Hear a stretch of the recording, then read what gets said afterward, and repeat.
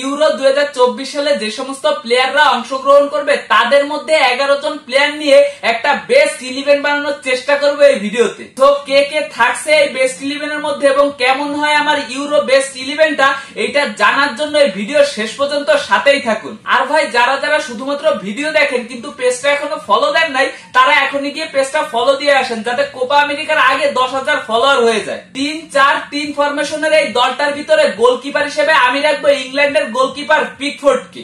এরপর সিবি হিসাবে থাকবে আর্সেনালের হয়ে এই মৌসুমে দুর্দান্ত পারফর্ম করা ফরাসি player William Saliba. Right back পজিশনে বেন হোয়াইট এবং কাইল ওয়ালকার এই দুইজন অপশনের মধ্যে থাকলেও শেষ পর্যন্ত আমি ফিজিক্যাল স্ট্রং এর কথা চিন্তা করে কাইল ওয়ালকারকেই দলের মধ্যে রাখবো। এবং রাইট ব্যাক পজিশনে থাকবে ক্রোয়েশিয়ার প্লেয়ার জেসকো গ্যাভার্ডিওস, যে কিনা ম্যানচেস্টার সিটির হয়ে এই মৌসুমে অনেক ভালো করতেছে। এরপর ভাই আসি মিডফিল্ড। এই মিডফিল্ড পজিশনে কাকে রেখে কাকে বাদ দিব এইটাই ভাই বুঝতেছি না, এই জন্য এই পজিশনে সর্বোচ্চ 4 জন রাখছি। মিডফিল্ডে সর্বপ্রথম যাকে রাখবো সে হচ্ছে ইংলিশ প্রিমিয়ার লিগে এই সিজনের সেরা player Phil Foden. Phil Foden এক কথায় এই সিজনে অনবদ্য ছিল, সে যে শুধু গোল অ্যাসিস্ট করছে ব্যাপারটা এরকম না, তার মাঠের মধ্যে ইম্প্যাক্ট ছিল একেবারে চোখে পড়ার মতন। দ্বিতীয় মিডফিল্ড পজিশনে থাকবে আরেক ইংলিশ প্লেয়ার জুড বেলিংহাম।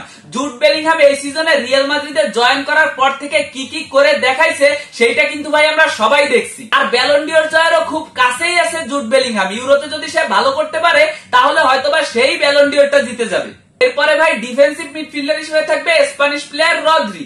রদ্রির থেকে কেউ ভালো মিডফিল্ডের সাথে সাথে আবার ডিফেন্সেও সহায়তা করতে পারবে বলে আমার মনে হয় না। এরপরে ভাই চতুর্থ মিডফিল্ডার হিসেবে ডেকলান রাইস, জামাল মুসিয়ালা এবং গ্রিজম্যান থাকলেও একজন জার্মান ফুটবলারকে এই লিস্টে আমি সুযোগ দেওয়ার জন্য মুসিয়ালাকেই বেছে নিব। তবে ভাই ডেকলান রাইসকেও কিন্তু ফেলে কথা বলা যাবে না, এই জন্য তাকে আমি এই দলে 12 নাম্বার প্লেয়ার হিসেবে রাখবো। এরপরে ভাই অ্যাটাকিং লাইনে লেফট উইং পজিশনে থাকবে কিলিয়ান এমবাপ্পে। এই পজিশনে কিলিয়ান এমবাপ্পের থেকে আর কেউ ভালো করতে পারবে বলে আমার মনে হয় না। আর রাইট উইং পজিশনে আমি সুযোগ দিতে চাইবে স্প্যানিশ ইয়াং প্লেয়ার লামিন ইয়ামেলকে। ইয়ামাল অল্প বয়সী হলেও তার ট্যালেন্ট নিয়ে কারো কোনো সন্দেহ নাই, এই জন্য আমি তাকে লেফট উইং পজিশনে জায়গা দিতে চাইবো। এবং নাম্বার 9 পজিশনে দুই ইংলিশ প্লেয়ার হ্যারি কেন এবং ওলি ওয়াটকিন্স থাকলেও আমার মনে হয় শেষ পর্যন্ত সবাই হ্যারি কেনকেই বেছে নিবে, সো আমিও শেষ পর্যন্ত হ্যারি কেনকেই বেছে নিব। But bad luck for Watkins, তারে দলে জায়গা না দিতে পারে অনেকটাই খারাপ লাগবে আমার। তো যাই হোক, এই ছিল আমার বানানো ইউরোর বেস্ট 11। আপনাদের কি মনে হয় এখান থেকে কাকে বাদ দিয়ে কাকে দলে সুযোগ দিতে চান এটা এখন একটু কমেন্ট করে জানান তো।